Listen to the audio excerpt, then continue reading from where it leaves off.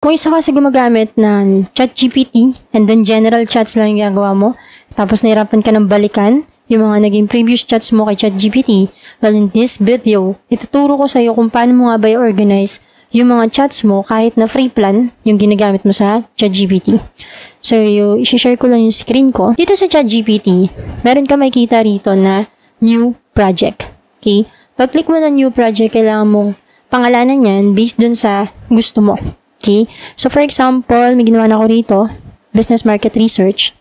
Okay? Sa business market research, ang magiging point ng folder na to is all about marketing research. Okay? About business. So, dito may ginawa na akong sample. Okay? Yung ginawang sample dito, binigyan ko siya ng instructions.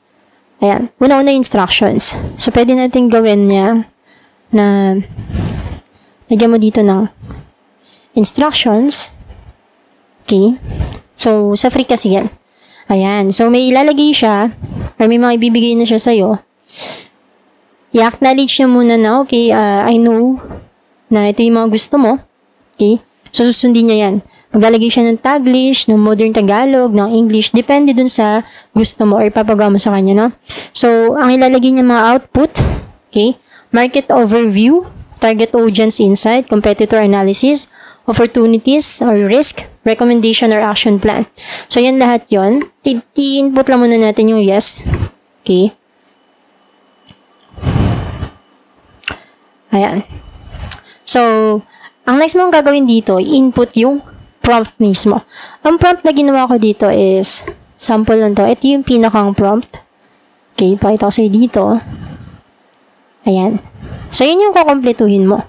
Target audience, pwede rin namang sundan mo na to. Okay. Yung market overview, yung target audience, competitor. Ayan. Or, gawin mo na muna ito. Pwede natin idagdag yan eh. Market overview.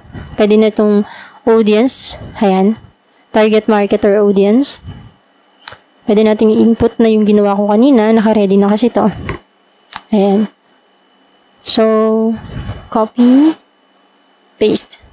Ito din yung format nun, guys. Sinagutan ko lang. Ayan. Business. Tapos, hintayin mo lang yung ibibigay niya sa'yo. This is a big help pagdating dun sa market research mo. Kung dati kailangan pa natin mag-research Google, maghanap sa social media about dun sa mga competitors nyo, anong ginagawa nila para makuha ng high sales, diba? So, ngayon, makagamit mo na si ChatGPT. Ayan. So, dito, ang ibinigay mo sa kanya is yung target market. Okay, nilagyan ka naman niya dito, segment, possible age, profession, business needs, okay, decision driver. Ayan. So, dito sa age bracket, 21 to 40, yun naman kasi yung usual pagdating sa mga nagbi-business, di ba? Yung mga gustong mag-business. Yung may mga interest na. Okay?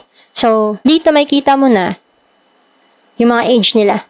So, malaking tulong yan sa'yo kapag mag-a-ads ka. Di ba? Kasi sa ads mo, kailangan mo ng age.